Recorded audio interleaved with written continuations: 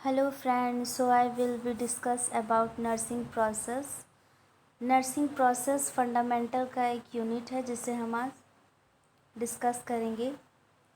Definition देखते हैं। According to Yura and Wells, the nursing process is an orderly systematic manner और determining the clients health status, specifying problems defined as alteration in human need fulfillment, making plans to solve them, initiating and implementing the plan, and evaluating the extent to which the plan was effective in promoting optimum wellness and resolving the problems identified।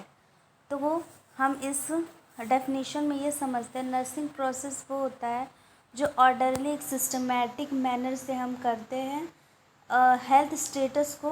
मतलब अगर अगर कोई patient है, client है, उसकी health को recovery करने के लिए सिस्टमैटिक ऑर्डर से हम उनका ट्रीटमेंट करते हैं कि उनका हेल्थ स्टेटस, जो भी हेल्थ प्रॉब्लम है, उनका ह्यूमन नीड है, वो फुलफ़िल हो जाए।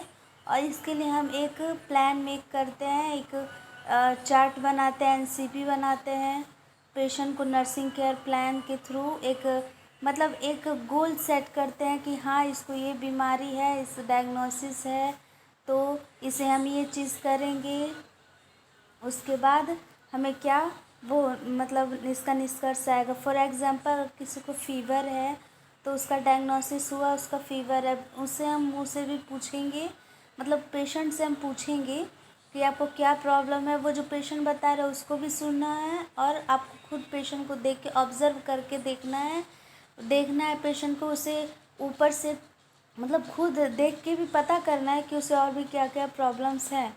उसके बाद उस अगर फ़ीवर उसको बहुत मतलब टेम्परेचर उसका फ़ीवर उसका ज़्यादा है तो उसके फ़ीवर उसको रिड्यूस करने के लिए हम लोग प्लानिंग करेंगे कि हम लोग इसे स्पंज बाथ देंगे, इसे फ़ीवर रिड्यूस करने के लिए। हाँ, अगर फिर उसके बाद ये प्लानिंग आपने किया, उसे स्पंज बाथ भी दिया, फिर उस स्पंज बाथ देने के बाद उसका रिज़ल्ट क्या आता है, उसका फ़ीवर उतरा कि नहीं, तो ये हुआ।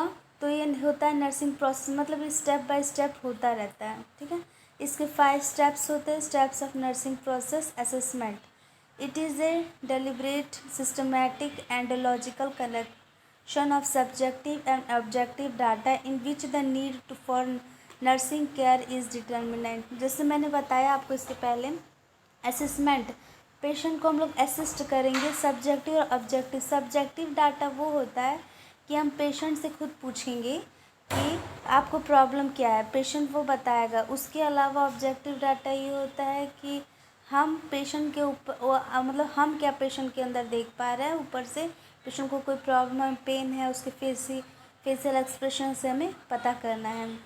इन विच द नीड, इसकी ज़रूरत हमें क्या होती है, नर्सिंग केयर प्लान बनाने में हमें आसानी होती है। नर्सिंग डायग्नोसिस होता है, it is clinical judgment about individual community responsible to actual और पोटेंशियल हेल्थ प्रॉब्लम्स। ये जो होता है ये क्लिनिकल जजमेंट होता है, जैसे कि इंडिविजुअल कम्युनिटी लोगों के लिए, मतलब उन लोग की प्रॉब्लम्स को सुन के हम, जैसे अगर कोई पेशेंट है वो बोल रहा है मेरा शरीर पूरा गर्म है, तो उसका नर्सिंग डायग्नोसिस हम क्या कहेंगे, हाँ शरीर क्यों गर्म रहता है, उसको फीवर हो सकता है। ठीक है, और फिर उसके बाद outcome identification, it refer to formulating and documenting measurable realistic client focused goal. और उसके बाद जब हम उनका जो भी रिज़ल्ट आउटकम होता है, मतलब उनसे पूछताछ करके जो भी हमें परिणाम मिलता है, उसके हिसाब से हम गोल सेट करते हैं कि पेशेंट को फीवर है तो अब हम उसे स्पंज बाथ देंगे। प्लानिंग में देखते हैं, एनी ट्रीटमेंट और care based upon clinical judgement and knowledge that is nurse perform to enhance client outcome. वही चीज़ कि हम प्लानिंग करेंगे, पेशेंट को स्पंज बाथ देंगे कि पेशेंट का फीवर क्या हो जाए, रिड्यूस हो जाए। मतलब उसके डिज़ीज़ के अकॉर्डिंग कि हम मेडिकेशन सही कर सकते हैं अकॉर्डिंग टू डिज़ीज़, उसका डायग्नोसिस, उसकी प्रॉब्लम को वो कम करने के लिए हम प्लान करेंगे कि वो कैसे भी हेल्दी हो जाए।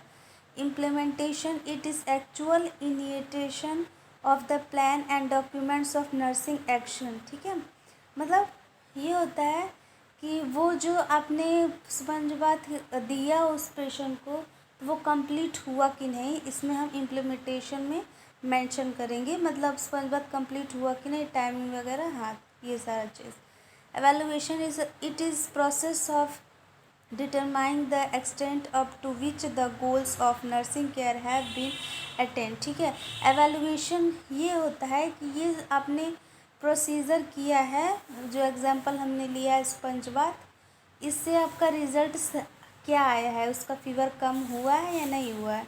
अगर कोई और भी प्रोसीजर कर रहे हैं, किसी के बैक में पेन है तो उसे हम बैक मसाज देंगे, तो वो प्लानिंग किया आपने बैक मसाज का, उसको डन किया, तो आपके बैक मसाज से उनके पेन को रिलीफ मिला है कि नहीं मिला है, इस टाइप से हम एवेलुएट करेंगे उसे। ठीक है, तो ये वीडियो यहीं पे ख़त्म।